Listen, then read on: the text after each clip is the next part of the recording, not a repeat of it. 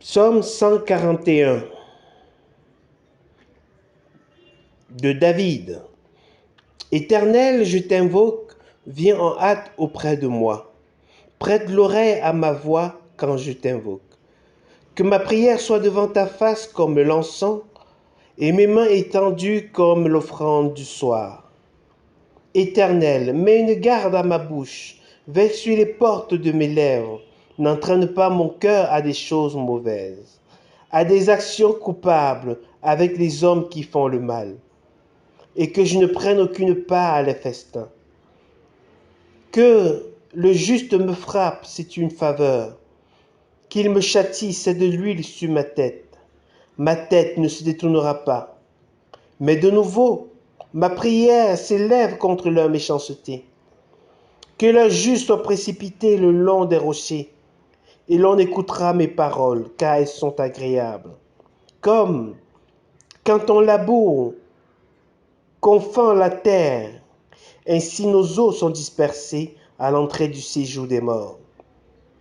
Éternel, vers toi, Éternel Seigneur, que se tournent mes yeux. C'est auprès de toi que je cherche un refuge. N'abandonne pas mon âme. Garantis-moi des pièges qui m'ont tendu et des embûches de ceux qui font le mal. Que les méchants tombent dans leurs filets et que j'échappe en même temps. La parole de Dieu nous parle ce matin. Dieu nous parle ce matin. Dieu nous instruit. Dieu nous montre la voie à suivre. Par ce psaume de David, qui est une prière, David dit ceci: Éternel, je t'invoque, viens en hâte auprès de moi. Nous avons besoin de la présence de Dieu. La présence de Dieu qui est tout ce dont nous avons besoin. La présence de Dieu qui est le pain que nous mangeons. La présence de Dieu qui est la lumière qui nous éclaire. La présence de Dieu qui est la source qui nous désaltère.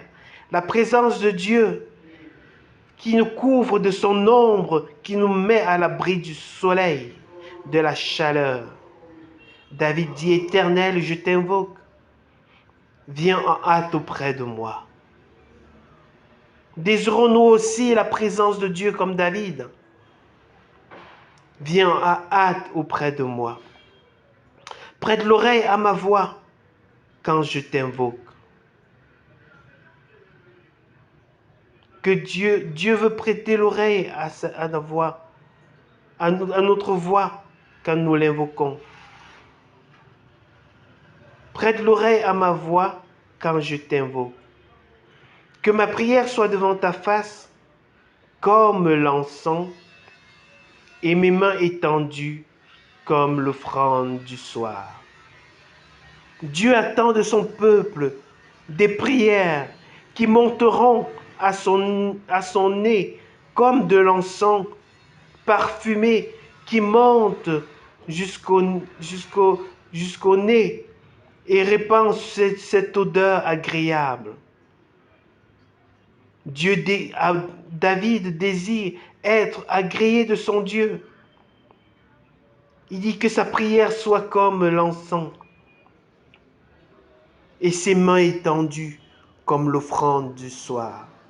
L'offrande du soir, l'offrande qui est agréée par Dieu. David désirait la réponse de son Dieu. Il désirait l'attention de son Dieu. Et nous désirons la présence de Dieu. Nous désirons l'attention de Dieu. Au verset 3, David dit: Éternel, mets une garde à ma bouche, veille sur les portes de mes lèvres. C'est vrai que parfois, par nos lèvres, nous péchons. Et c'est pour ça que la Bible dit que la bouche qui parle trop ne manque pas de péché. Et David dit ici, mets une garde à ma bouche. Nous avons besoin d'une garde à notre bouche, afin de ne pas trop parler et finalement de ne pas pécher par nos lèvres. Tant de fois par nos lèvres, nous avons prononcé des paroles qui nous ont condamnés nous-mêmes. David dit à son Dieu, mets une garde à ma bouche. Veille sur les portes de mes lèvres. Nous aussi, nous devons veiller sur ce qui sort de notre bouche. Nous devons veiller sur ce que nous avons dans notre cœur, parce que c'est de l'abondance du cœur que la bouche parle. Nous devons remplir notre cœur de la parole de Dieu, de la présence de Dieu, de telle sorte que ce qui sortira seront des louanges, des actions de grâce à notre Dieu. Mets une garde à ma bouche, veille sur les portes de mes lèvres.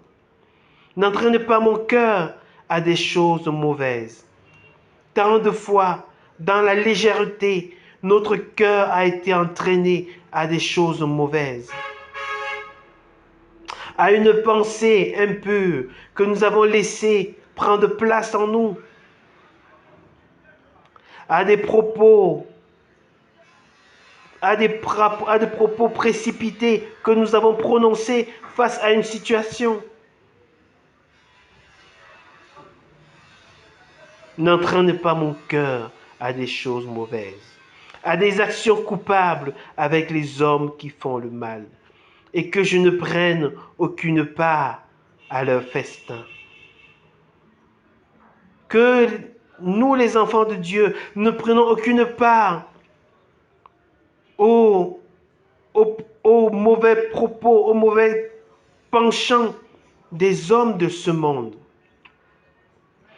Parce que si nous prenons part à leur festin, nous aurons le fruit, les conséquences de leur festin. David disait à son Dieu qu'il ne prenne aucune part à les festins. Et Dieu souhaite que ses enfants ne prennent aucune part aux choses mauvaises. Que le juste me frappe, c'est une faveur. Qu'il me châtie, c'est de l'huile sur ma tête.